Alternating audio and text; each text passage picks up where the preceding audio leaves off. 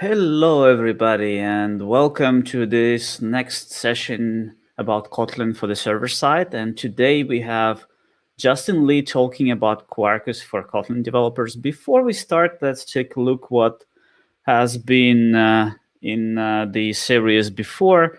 So in the end of May, we had Alexei Stukalov talking about JPA with Kotlin, and it was a very nice session where we explored how to use JPA with Kotlin and data classes, why you shouldn't be using data classes with JPA, and how to overcome all kind of interesting obstacles in this scenario. And last time we had Nicola Frankel talking about migrating your Spring Web MVC to reactive stack, and that was quite an interesting session with all the recipes, how to move from this classical RESTful architecture to the reactive one. We were supposed to have a session on Spring with full stack Kotlin this week, but it was moved to the next week with Oleg, and instead we have Justin talking about Quarkus. And let me bring Justin into this session right now. So hi, Justin. Welcome. Hello. Thank you. It's nice to be here. Awesome. And we are going to talk about Quarkus today. Actually, Justin is the developer behind Quarkus with Kotlin integration, and we will hear the story from the source, right? Absolutely. Cool. And so what we are planning today, we are going to look into Quarkus, make a short introduction, how it works with Kotlin, all kind of nice tricks and stuff like from the scratch, right? And then we hope to get more questions from the chat about the APIs, about the use cases, why people should be using Quarkus, why should they be using it with Kotlin, if there are any inside questions that Justin could answer. And yeah, so without further ado, let's start. And I'm going to give over the screen sharing to Justin right now. So if there are any questions, people should be asking in the chat. I'm monitoring the chat. I will do my best to actually interrupt Justin while he speaks. And yeah, Justin, it's all yours. All right. And absolutely, I when I do talk like live talks at conferences, I like a very kind of conversational approach. So like questions like mid-sentence are usually okay, because sometimes you're like, I need to see that again, or can you talk about that more? So I actually like those sorts of questions. So if you have them, just throw them out there and we'll either answer them as we go or towards the end, whichever works. Anyways, so yeah, so my name is Justin Lee. I work on the Quarkus team, primarily doing Kotlin support, but I also work on a number of different areas, including MongoDB support, because I used to work for MongoDB, and it's still a near and dear technology to me. So just a little bit about what I do for the team. So to get started, hopefully everyone sees my browser page. I don't actually see what's going on, so I'm trusting Anton on this one. But this is, if you go to code.quarkus.io, this is our starting point for people who want to try out Quarkus. And it's a pretty basic form. You can enter in like your normal Maven coordinates, whatever your group ID, your artifact ID is, and you can choose your build tool. So whichever you prefer. I'm a Maven guy personally, but I have used Gradle at MongoDB, for example. But we also have Gradle with Kotlin support for all you people who really like to use Kotlin everywhere. So we'll generate a project for you with any of those three build tools. The Gradle support is still marked as preview. It works to the best of my knowledge. There's probably a few kind of edge cases where you might run into some issues, but I know we have a ton of people using it. So if Gradle is your jam, then by all means choose that one. We're going to do Maven. So just to give you a sense of what all we can do with Quarkus, one of the things we like to say about Quarkus is like if you've been using Java EE or Jakarta EE or whatever for a long time now, we like to say, congratulations, you now have 5 years experience with Quarkus. which was funnier when Quarkus was 6 months old. But now that it's a couple years old, it's a little bit less obvious that we're joking. But one of the benefits of Quarkus is that it builds on technologies that we've all been using for, like 200 years now, right? Some of these technologies have been around for a while. So in general, there's not a whole lot of new things to learn, like all your normal annotations will work, all your libraries you can find. We do build on RestEasy for the most part, for our REST support. But as you can see, we support GraphQL, there's Hibernate Validator, we have REST client support. We also have, and we'll look at this in a bit, we have RestEasy Reactive, both on the server and the client side. There's JAXB. If you're a reactive programmer, we have support for that via a library called Mutiny. Here's the RestEasy Reactive support that we're going to use. We're going to check that box, and as you can see here, it adds it to the selected extensions. And you can scroll down, and I won't go over all of them because there are literally hundreds of them, but there's a bunch of them, right? WebSockets, gRPC. At the database level, we have just your garden variety Hibernate. We have Hibernate with what's called Panache, which is kind of an active record repository style interface on top of Hibernate, which we will look at. Except we're not going to do Hibernate ORM. We're actually going to do, because I'm a Mongo nerd, we are going to use Mongo. And this browser just refreshed weirdly. You can actually also search. So if you know the extensions you want, you can just type it in. As you can see, here's the results that have Mongo. So we're going to do Mongo with Panache, because why not? Except we're going to do Mongo with Panache for Kotlin, because that's what we're here for, right? What else do we need? We want things like JSONB for transport back and forth. We're going to click this. Now, I'm going to be honest with you. I'm going to show you how to create one like this, but I'm going to use a slightly perhaps American-centric joke. I'm going to Rachel Ray this thing. I actually already have a project that's kind of already set up and ready to go. We're at the end of the school year here for me and my kids, and with all the stress that's going on, I did not want to tempt the demo gods. So I have a working demo that will function, so you don't get to see me thrash on screen as something mysteriously breaks. But we'll walk through the process either way, because it's actually kind of an interesting thing. So at any rate, hundreds and hundreds of extensions.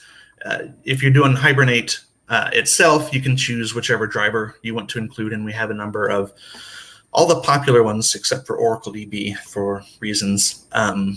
We also have Amazon support if you're building services on top of Amazon. Everything from their functions, you see S3 support, authentication bits, we have caching, lots of goodies. So once you've figured all that out and you figured out these are the extensions that we want to use, at least as an initial starting point, you can click on Generate Your Application. Now, as I mouse over this, as you can see, I have some options. This will either build a basic project for you and download it as a zip file, or what we can do is we can actually push it to GitHub for you. Now, if you click push to GitHub, what should happen, I've gone full screen so that it may behave weirdly. Let me just take it off full screen and see. There we go. So it took a second to build the project, and now it's giving me options. It says your project is now ready to be cloned. As you can see, it pushed it to GitHub, and there's my GitHub repository name for those who are curious. And then this is the artifact name that you entered on this form right back here. And it created that project for you. And if you wanted to see what that looks like, we can just go take a look. You can see here's the generated project, and it's already on GitHub, and it's all ready to go for you, complete with the README and instructions and everything. So you can either download it or have it pushed to Git. I think the pushing to Git is a fantastic option, because then you're just ready to go. There's none of this kind of Git init, and you don't have to like create the new project on GitHub. So, but we already have all that done. Like I said, because I didn't want to tempt the demo gods. But if I switch over to my IDE now, you can see here is the basic project that it generated. Here's all the source code. I've tweaked a little bit, like I said, because I have it already done. But let's kind of dig into what we've got. So if we just look at the POM file itself, you can see it generated quite a bit of stuff based on what your selections are. And Quarkus uses a BOM distribution. So you only have to include that BOM, and then like all the versions are taken care of for you. So you only have to say, I want to use, in this case, RestEasy Active JSON B, and you don't have to worry about what the version is because it's all tied together based on which BOM you chose. Now, I did want to point out that if we look at what you're looking at the website, if you go today to build a project, you're going to build a project based on 1.13.7.final. That is the actual, the latest release for Quarkus. I'm a dev, and so I've kind of jumped ahead a little bit, and we're actually going to build this demo based on CR3 of the 2.0.0 release, in part because some of the things I want to show you aren't available in 1.13, and they're I think kind of a highlight. But just note that we're on 2.0.0 CR3, and changing to that is as simple as changing that version.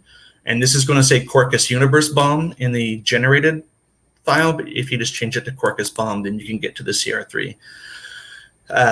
We have users on this, and they are using it. I don't know if they're in production yet or not, but just know that this is a release candidate, whatever CR candidate release. It is a pre-release version. So while it's reasonably usable, there are definitely issues open, and it's not a final release. So I would not recommend going to production with it. That said, like people are using it, and it's pretty straightforward. Okay, so I won't bore you with all the BOM details, but you can see that it did set us up already to run with Kotlin. So let's take a look at some source code, shall we? So if we take a look at your basic resource, if you've written a REST service, this is all going to look very familiar to you. We're going to start off with the basic hello. This is what gets generated as part of the project, and I've left this here for demo and simplicity purposes, because I wanted you to see just how simple it is to get started, and then we're going to build on something slightly more interesting. So if you look at the test, we're going to come up here. We use by default rest assured to test the REST services inside of Kotlin, and we don't need that anymore because that's an artifact of me tweaking things. So this is our basic test. So we have our given clause, and we're going to hit the /hello endpoint. And then when it comes back, we can check that the status code is 200 and that we get this text back. And if you look back over here, you can see this is indeed what it's returning. It's as simple of a REST endpoint as they come. So if we run it, you can see that it does amazing things.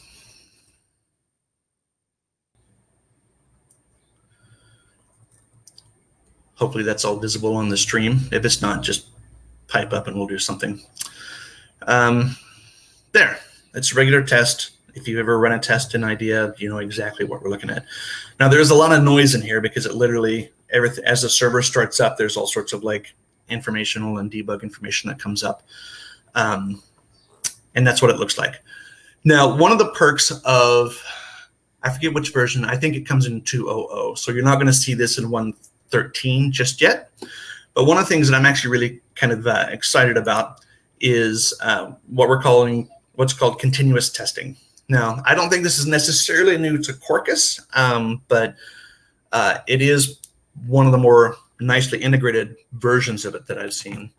So your POM comes, got it. Your POM comes configured with a number of Quarkus extensions, and they're all hidden behind the Quarkus name. But you can also do this, and you can run Maven Quarkus test, and then you get all sorts of output. So essentially, what does it do? Like, does it start some kind of a daemon in the background, or? Yeah, more or less. As you can see, it compiles it. You can see the service coming up, and then it refreshed a little too quickly, but it just ran our test. And as you can see, all one test are passing, 0 escaped, and it ran the whole thing in almost just under 4 seconds. So you can hit R to rerun the test, and it'll run again. And you can hit R, as you can see, it reruns it over and over again. But what the advantage of this is let's say we want to tweak this test, and instead of saying RestEasy Active, we can say hello internet, and then we save it. And the test automatically rerun in the terminal. Now, I will say it's a little harder to read because I'm doing this in a terminal inside IDEA, which has its advantages. But if you need more, you can also obviously run this as an external terminal, and you can see a lot more because you can resize that, or you can resize this as necessary. But every time that I go and edit my test or edit the source code, you can see it reruns, and you can see. What is happening then? Like, we are changing the source file, the timestamp changes, or like something need to monitor that file, right? Right. So inside of the Quarkus test plugin, we have file watchers essentially that will watch your sources and see something has changed, and it will trigger a recompile and rerun tests. And where this really starts to shine is if you say you have 40 tests and you're working on one of them, the first time you run Quarkus test, it'll run all of them, and you'll see that 39 ran and 1 failed. And then you can focus on that one test. You can go in, tweak, and hit save, and it'll just rerun that 1 failed test. To see what that looks like, let me make this bigger. You can see H for more options, and if you hit H, R will rerun all the tests. F will just rerun the failed test. So if I hit F again, we only have the 1 test, so it just runs the 1 test, right? But then you can also have it, you can toggle the broken only mode, where only the failing tests are rerun. So you can then ignore all the other tests that are working and just rerun the 1 failed test. So if I toggle that, we just have the 1 test, of course. And as we do that, you can see it runs. And if we fix this test back to where it was expected, we rerun it. All tests are passing. Now if I do rerun, it rerun all the tests. That's really nice. Yeah, and it's all enable. R will actually rerun all the tests all the time. But if I do, right, because R forces it. But if I make a change and save it, no tests to run because the test already passed. Right. So there's a couple of gaps there. Like, you could potentially introduce a bug, but because the last test passed, it won't rerun it because it registered that test as passing, so it doesn't rerun it because we're in broken mode. But you can always hit R. It still is just a productivity tool, like in. Right, exactly. Now, I did want to kind of point out, because when I was doing this yesterday, I was running into some issues. And there's an interesting option here. Let me figure it. So you see this toggle test output. Right now it's disabled. So when we run a test, all we're really running is we're seeing the results, right? Mm-hmm. We introduce a bug. All right, let me turn off broken mode. Do it in the right terminal. We run the test. So all we really see are the assertion output, right? So we see which test failed, and we see what assertion failed. And normally that's kind of what you want, because you kind of want to see, like, I made an assertion and it didn't match what was wrong. But it makes debugging a little bit harder, because especially when you're doing REST services, for example, there could be a sizable stack trace on the server side of the equation, but you don't see that here because it's only the test output. But you can toggle O to see the test. I'm sure that was right. Yeah, toggle test output. So now if we rerun it and we come up, we'll see. Oh, right. Let me throw an exception here.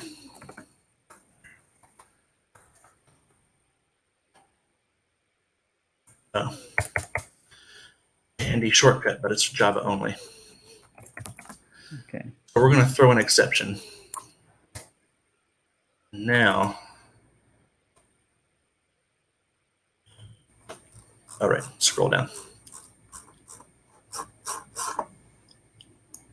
to the bottom. We can see this massive stack trace. And if I turn off, right, because it failed, if I turn off stack test output and rerun, I should only, down here. terminal focusing gets me every time. Did you break the compilation on purpose? Yeah, because I wanted to see the error come out. At any rate, with the toggle test output enabled, sometimes those stack traces don't show up on this terminal window, and so you lose some information. But you can always toggle it back on and off to see the output. What I found actually yesterday was when I got into that situation that it was actually easier to run it via the run targets that IDEA has built in. So you might find yourself jumping back and forth between the two depending on what you need. For example, it's easier to debug setting breakpoints using the IntelliJ built-in stuff than it would be in test mode. But that's there if you need it, and it's super useful in places. Any questions on that before I move on? Let me check. Victor is greeting us both. And Victor Gamma. By the way, I have one question myself. Okay. I noticed one option there in this list under I, like toggle instrumentation based reload. What does it mean? It's not like a recompilation. It's something else. It's if it's instrumentation based, it must be an agent or something. It could be. I'll be honest. I also have the same question. I haven't okay. dived into that particular option. If I turn it on, who knows what will happen? Yeah. We have it all works. Like a general question by. Let me see. I have seen it. Oh yeah, by Alexandra. Okay. He was asking like if there is a roadmap about Quarkus or something like this. If there is any place to check. We do have a general Quarkus roadmap and a very tentative Kotlin-oriented roadmap, and it should all be up on the GitHub repository at Quarkus.io/Quarkus under the issues tab. So we do have roadmaps. They're a little bit fluid at the moment because we just branched 2.0 a few months ago, and then so there's a lot of questions internally about like what 2.0 final will be, when it will be, and then how much that plays into what the product will be and when the next product version is. So the difference between the Quarkus, call it community project, and the commercial product is the commercial product comes with support contracts and kind of everything you'd expect of that. And that version tends to lag a little bit behind the open source version, if you will. So we tend to run far ahead on the open source version of it, and then every, I don't know however long, the productization team will cut a new productized version based on the open source version. So ultimately, it all gets back, for the most part, into the productized version. That one just moves a little bit more slowly because the people who are paying for support contracts and everything tend to move a little bit more slowly and tend to have need more assurances about things. But the open source version is all out there, and you can use it as soon as it's published, of course, or build from the tree if you want. Okay. We also have questions. I don't know if it's a good timing for those actually, but people are always keen asking like, how does it compare to X? Like, how does Quarkus compare to Ktor, for instance, or how does Quarkus compare to Spring? To me, Quarkus is more like Spring rather than Ktor. Ktor is a very minimalistic one, doesn't have a lot of batteries included, and Quarkus is like, it has this like batteries built in, a lot of batteries built in, right? A lot of integrations out of the box, integration with GraalVM. It's tailored for this new cloud native, let's say, development, right? Exactly.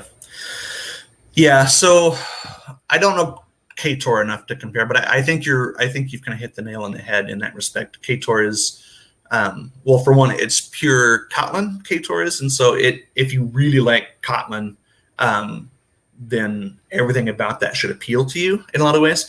The appeal for something like Quarkus for traditional Java developers, for example, because Quarkus was built for Java developers, right? Is that Quarkus is built on top of micro-profile technologies, which means that if you've worked in that space for a while, you can bring all that expertise with you to Quarkus.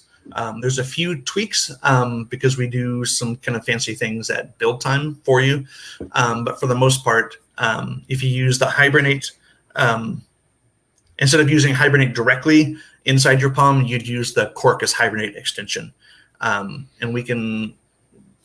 After the demo, we can dive into like what's happening there and why those kind of custom extensions are necessary.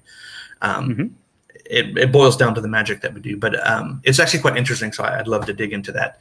I just want to make sure we get through all the demo stuff first, because I'm sure that will. Let's continue with the demo this time. Okay. All right. So that's a basic endpoint. No one cares about greeting the world, right? No one's going to put that on Amazon.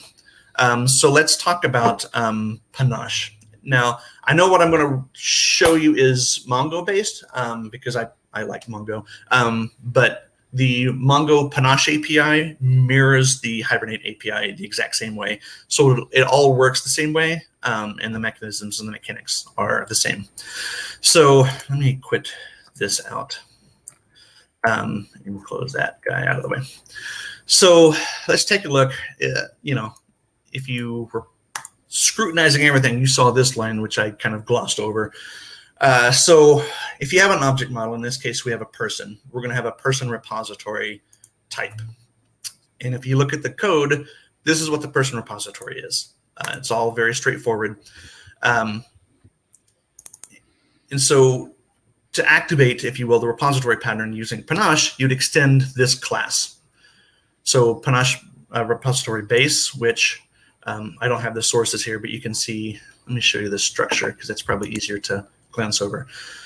You can see there's dozens of methods on this interface. And so by extending this type on your class, you get all those functions for free, and we'll build those out for you, which we'll talk about. We applied the application scoped annotation so that it's available for injection. And then here is our entity. In this case, it's a pretty basic class. This is the same as Hibernate's ID. So we have an ID type and we have two fields. Very basic Kotlin, shouldn't be new to anybody. But then what that lets us do is if we go into, we're going to skip create because there's some work there. This is what it looked like you would use. So we're going to inject the person repository, and we're going to say, find all, because I was lazy. There's only one. And we're going to get the first result. And that gets us a person, a nullable person reference back. And then we can write code to go get that. In this case, we're actually saying hello to whoever we're asked to greet. And if we look at the test is a bit more convoluted. So without getting too lost in the weeds, there is some setup to do with rest assured to configure JSON serialization. In this case, we're using Jackson with the Quarkus Jackson extension. And we're just registering this so that when we try to do a post, it gets properly serialized to JSON and back. So we're going to create our person. We're going to assign the fields, and then we're going to post it. So we're going to post with JSON. We're going to hit the create endpoint, which we'll go look at right now. And then we're going to check the results coming back. So if we look at create, we can take in the person because we're just deserializing it back out from JSON back into a person object. We're going to persist it. And then because we want the ID value back out of it, we're going to then go back and fetch it because that's how Panache works in this instance. And then we're going to return a response. We're going to create, return created with an ID, and we're going to return that value. So then if we look at our test, we come back to make sure that it started with this string, and then we want to make sure that it does not end with null. And what all that's testing is, it tests to make sure that the ID was created, because if it comes back and the ID is null, it'll print null out in that string. But what happens under the covers is the Mongo Java driver, if a document does not have an ID, it will generate one for it, and it uses object ID, which much like a UUID or a GUID, you can't predict what that value is going to be. It's not like a sequence of integers.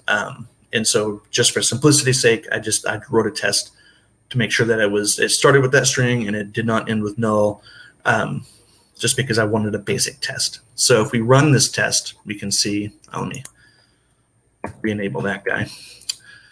You run this test, it'll build, close that guy. Test. As long as it runs, like you are using Jackson here, but there was a question about Kotlin actualization, if we can use that as well.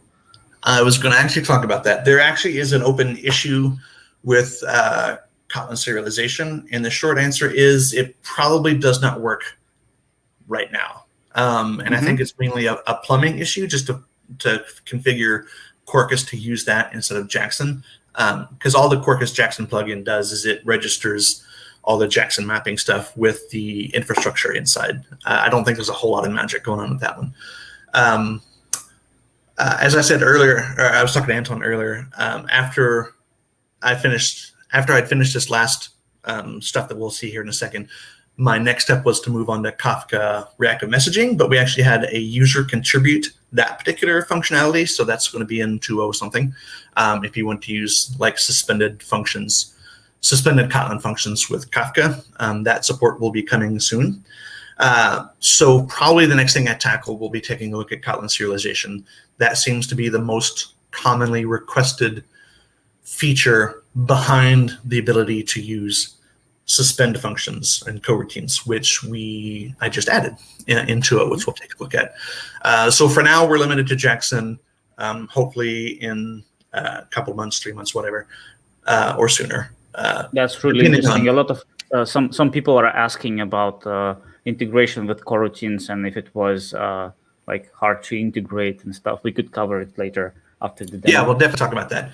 And in fact, momentarily, I'm going to show you an example of actually using this suspended function.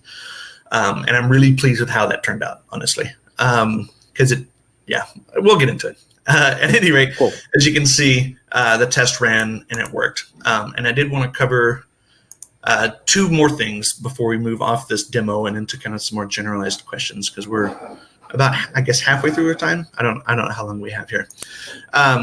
So this is using the repository pattern, but Panache also supports a more active record style pattern. So if we go into, not you, let me close you. So we go here. So we have our person class defined here, but we don't want to use the repository pattern because maybe you just don't like that. So we're going to get rid of that. And so what we're going to do is we're going to, now this is probably where the demo gods will start to hate me, but we'll give it a shot. So we want the active record. So we're going to extend instead Panache Mongo.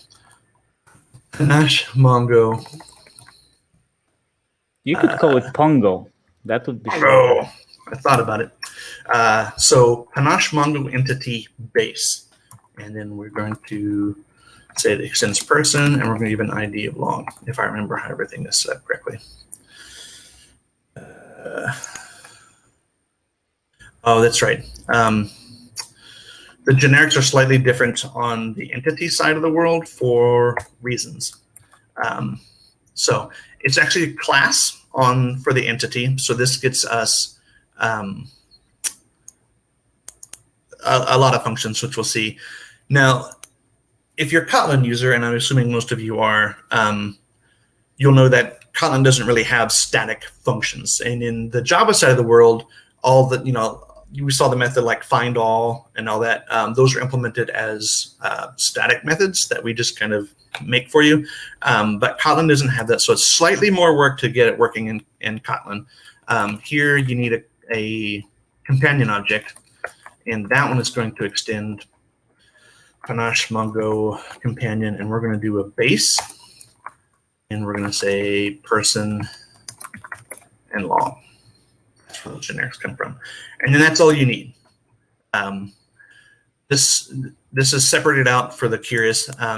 Person is always going to be there because you're going to have to like specialize your companion to whatever your entity type is, because we can't infer that from the source, sadly. And then the ID on both the Mongo and Hibernate side are templated. They're type variables, basically. So if you just do this, then it's going to assume that you want an object ID as your ID. And we're going to do, oh, actually, since we are doing that, we're going to do, I'm going to take this off. We're going to do that. So now we have all these functions available. And if we went back into our resource, I'm going to turn that off. And instead of saying person repository.persist, we would just say person.persist. And it's going to find that because it exists on the companion base function. Okay. And then here we do the same thing. So we can do, now that I think about it, it actually exists. We can do it like that. So we have a person, just call persist directly on it, but then we want to find them all. Since we don't have an instance to work on, we'll use the companion object function to do this. Now, one of the things I tried to do when I was basing the Kotlin Panache APIs on the Java versions is I tried to make it as idiomatic Kotlin as possible. So I used a lot more kind of nullable types than are available in the Java world. So one of the questions you might be asking is why not use like extension functions instead of the companion? And that is a fantastic question. But the decision was made that we want these things to be as consistent as possible between the Java and the Kotlin side of the world for maintenance reasons. And if we diverge too much between the way those two halves of the world function, it makes it harder to maintain going forward. Functionally, you won't notice any difference, especially since it's all derived off of these interfaces that you extend. There's this one slightly ugly wart that I was not able to clean up, but at the end of the day, it's a small enough price to pay for consistency and maintenance. So at any rate, that's what it looks like to use the active record version. And again, if you look at the structure, you see all the same methods on the active record version of it that you would on the repository version. Which one you use is entirely up to you. There are people who have a visceral reaction against the active record approach. I personally prefer the repository DAO approach, depending on what you want to call it, simply because it keeps things separate and cleaner, and your entity API is much simpler to look at. But they both work the same way. It's all your choice. It just whichever one you prefer. So one more thing before we just go to like generic, general whatever questions you want to talk about is I want to talk about my personal latest addition to all of this is using. All right, it's not going to like that.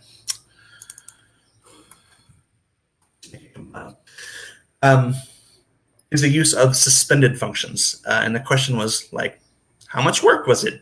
The answer is it took a whole lot of work at first, and then I figured out why I was doing it wrong, and then it took not a lot of work to do it correctly. But it is a pretty transparent thing to do once you have it. So if you remember when we were going through the website and we're clicking on plugins, I picked RestEasy Reactive, and that was a choice.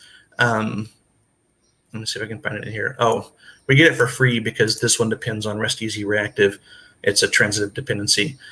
So I know it says reactive, and that makes you think of, RX Java and kind of all those things. The naming is unfortunate, but if you want to use Mutiny to use your APIs, then you'll want RestEasy Reactive because you can return. There actually are reactive versions of the Panache APIs. So you can return all your unis and multis and such. I'm not a reactive person, so I'm not going to demo that because I would get it wrong and I want to do it justice. But if you want to, you're in Kotlin, right? I think for me, reactive APIs in Kotlin are a little redundant because we have coroutines, right? And we can get all the benefits of kind of the iterative programming approach without all the weird callbacks and publishes and whatnot. So let's say we want to call a suspend function, And if we go back to our test, let's run this guy. That's all it takes when you're using RestEasy Active as a dependency. You just pop on suspend on the end of your function, and then it's literally the only thing I changed, and it worked just fine, right? You didn't have to change anything. Because what happens under the covers is the RestEasy reactive code sees that it's a suspended function and then creates the infrastructure required to invoke that coroutine for you. So you don't have to worry about all that. It just does it for you. And then just to prove that we're not just faking it, we can add a delay, everyone's favorite coroutine test, right? Yep. Import that. Now, this last run took 642 milliseconds. If we were to rerun it,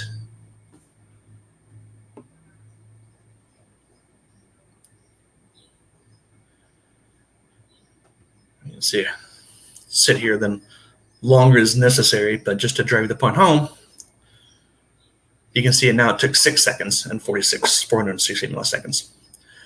Because RestEasy Active saw that it's a suspended function, invoked it off in its own coroutine context. And just to make the point a little bit more, as you can see, we take the suspend off, and of course, Kotlin complains because you can't use a suspended function from in a non-suspended context. So as far as using suspended function goes, that's literally all it takes. It just pop suspend onto your endpoints, and we'll spin it off into a coroutine, and you can kind of do whatever kind of coroutine related stuff you want to do on your endpoints. Have it been a lot of work to actually implement that, or it was? Well, it started off a lot of work, because one of the joys of working on Quarkus for me is I finally got to dive into bytecode for the first time. I've been doing Java since '96, and I've literally avoided bytecode beyond like passing, like, oh, what's going on? Because it never was that really relevant to my job, right? I write Java code, not bytecode. But because of all the stuff that happens, which we can talk about with Quarkus, I've gotten to learn a fair bit about it. So I started digging into what does it look like when you write a function, foo equal run blocking and then give it a whatever. There's actually like a lot of code that gets generated. There's a switch statement for state machines, and there's context classes and this and that. And I started down that road of generating all of that because I wanted it to be correct. But then I realized that all that code does is it creates suspend points so that the coroutine infrastructure knows where to like suspend code and like resume as it swaps out coroutines as it's processing. And I realized like we don't need that for our code because we just want to get to your code. So we literally we do some work to kind of capture the coroutine context. We literally just pass the call through into your function so that, to get off a little into the weeds, the coroutine infrastructure will never suspend inside the generated code that calls your endpoint. It'll literally go from RestEasy, our little stub code, to your code, which does have all that state machine and suspend points and everything. But our point is essentially a blocking call from RestEasy into your coroutine code. Because we don't need to suspend there, right? We're not doing any other work other than just taking the incoming request and passing it off to your coroutine. So suspending there is just, it's unnecessary complexity. And then once I figured that out, like it all came together actually quite quickly, apart from some infrastructure inside of RestEasy to manage some various internal implementation details. But at the end result, I'm actually quite pleased with, because it's, as far as the end user goes, you use it like this is a normal suspend function, and there's no ceremony, there's no extend this or annotate that. You write your coroutine and you're done, and that makes me quite happy that it turned out so simply. Nice. What about integration with Flow? Like if I want to stream, like open a stream of values and broadcast it, somehow from my APIs. I've not worked with flows, so I'll have to look into that. Streaming back gets tricky across that HTTP thing. So that's an area of research that I'll need to do to make sure that that works, and that might require a little bit of extra work. But it is, at the end of the day, it is just a network socket that you're writing back to as you're returning values like that. So I'm hoping it won't be a whole lot of work, but it depends. There's some Vertex stuff down in the bottom that might get tricky. But Vertex actually does support coroutines itself already, so much of that plumbing might already be there. We just have to hook it up inside of Quarkus and RestEasy Active. Right. It was one of the first frameworks to support coroutines, actually.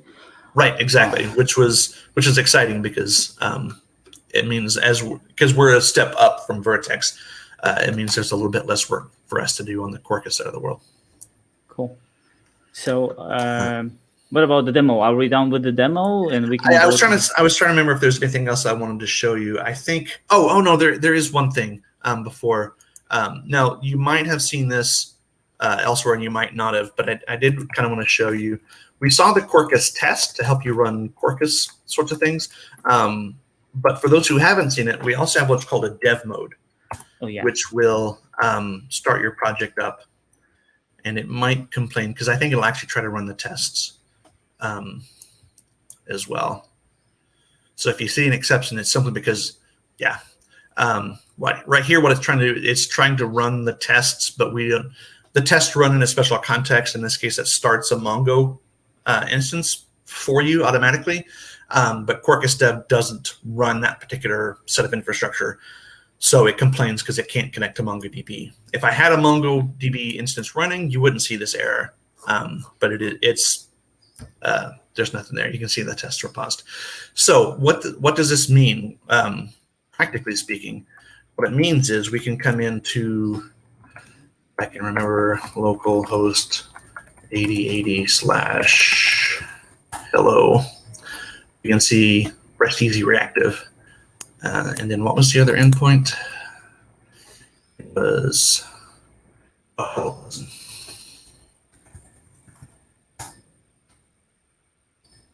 right, no, that's going to fail because Mongo isn't running. My bad. Anyways, so what Quarkus Dev does is it starts up your application, your Quarkus application, and it keeps it running.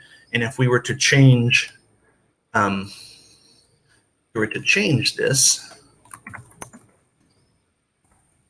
you could hit save, and then if the demo gods are kind, we can see that it automatically reloaded the code for you. You just have to switch back to your browser and do it. And that, that kind of round trip has its obvious benefits, but there's also something I wanted to show. We have remember that. We also have a dev console that runs in dev mode that exposes almost anything you'd want to see about your application. Now, this does not work in production for obvious reasons, but certainly in dev mode, if something is not quite right, you're like, why, what is this value? Why are you trying to connect to that database, for example? You can actually come in and see, you can list all of your endpoints. And as you can see, we have a post to create, we have 2 gets, and then what they return back out of it.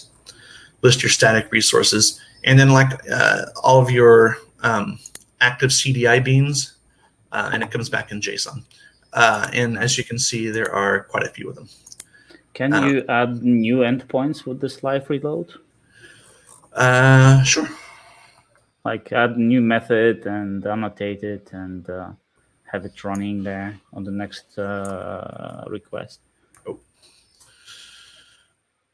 I normally use an external keyboard, and so this keyboard sometimes trips me up. So I'm going to call new guy. I'm going to give the method a new name. I'm going to save that. We're going to pop back over, and we're going to say, hello, new guy. Yeah. Perfect. Yeah. So it literally will reload your entire application. So as endpoints kind of come and go, you can switch back and forth and just see how it works. So that's dev mode, which is obviously can be super handy. There's also a config editor. There are 1,000 configuration variables here. I don't think those, they might be editable. Seem to be editable. That looks frightening. But you can see what all your configuration variables are, because you can do multiple profiles. There's like dev, staging, and prod, or test, dev, and production. So if your application.properties gets messed up somehow, you can get a variable that you weren't expecting. But everything is configured. One of the perks of Quarkus over, say, a normal microprofile application framework is you might have, a dozen different configuration files, one for Hibernate, one for Kafka, one for kind of whatever. But Quarkus unifies all those into one configuration file. So you can have it all here.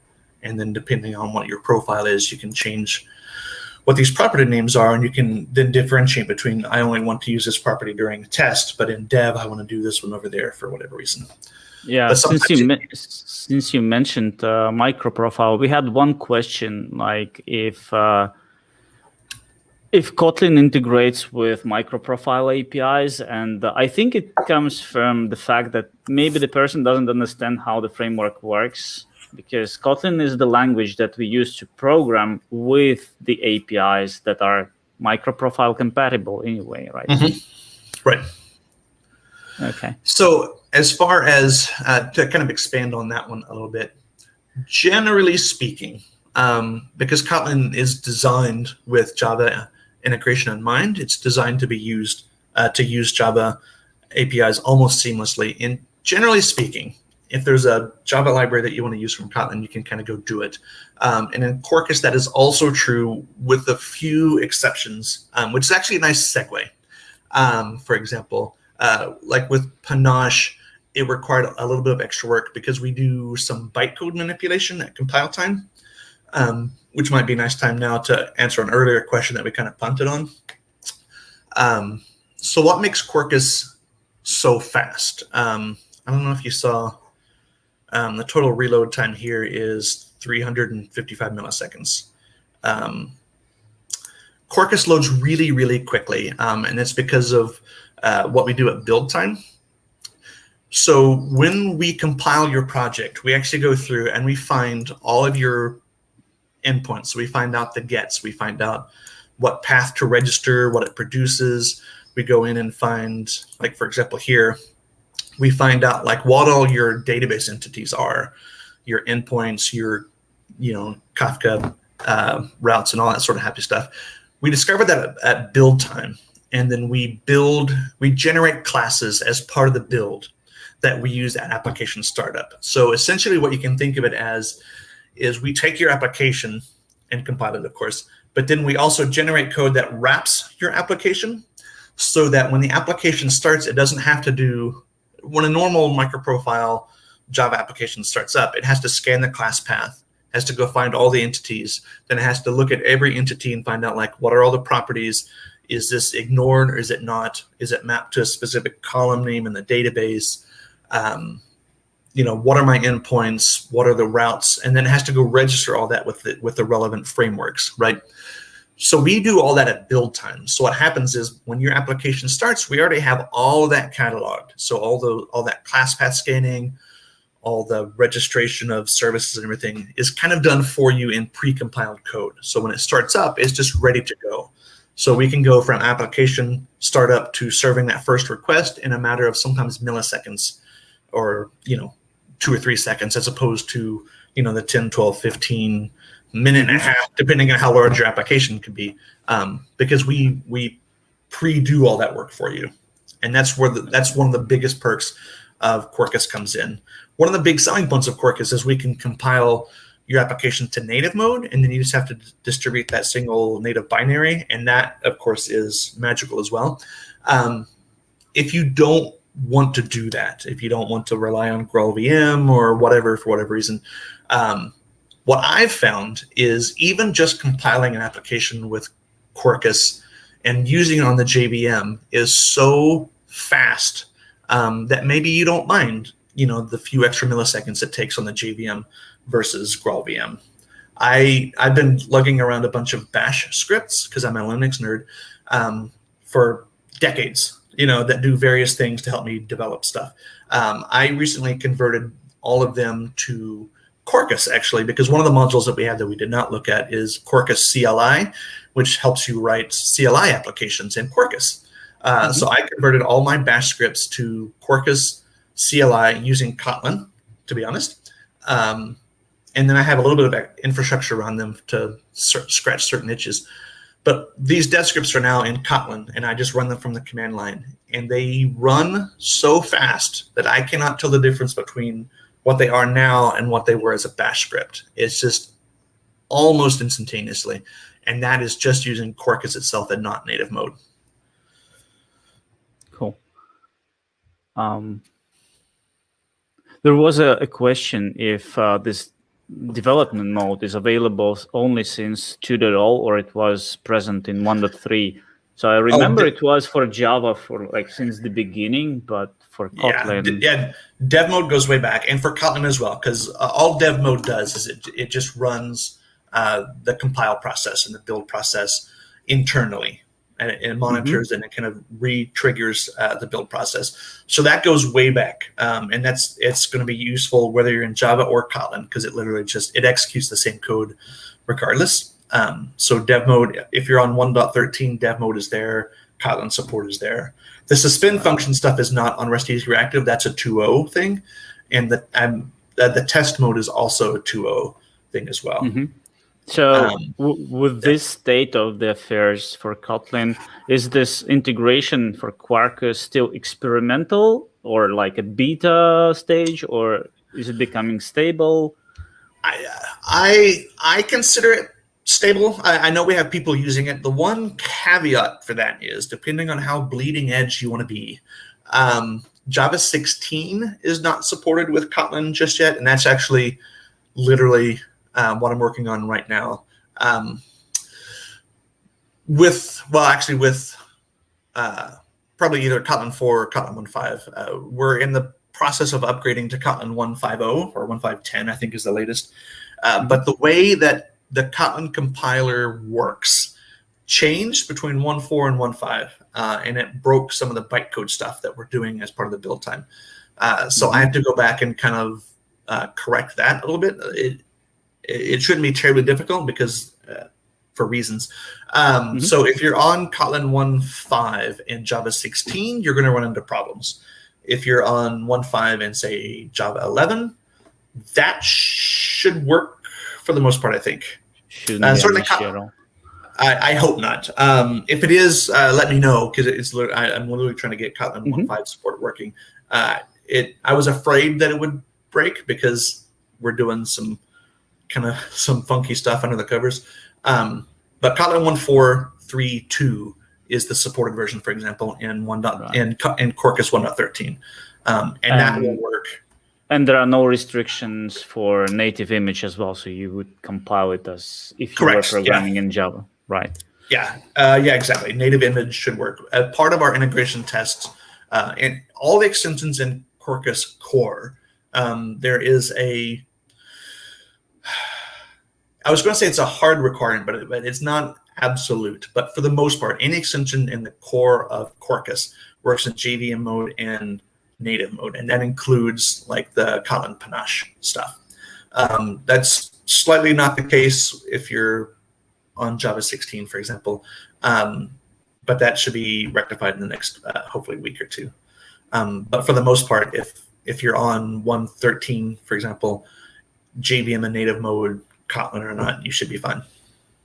Cool.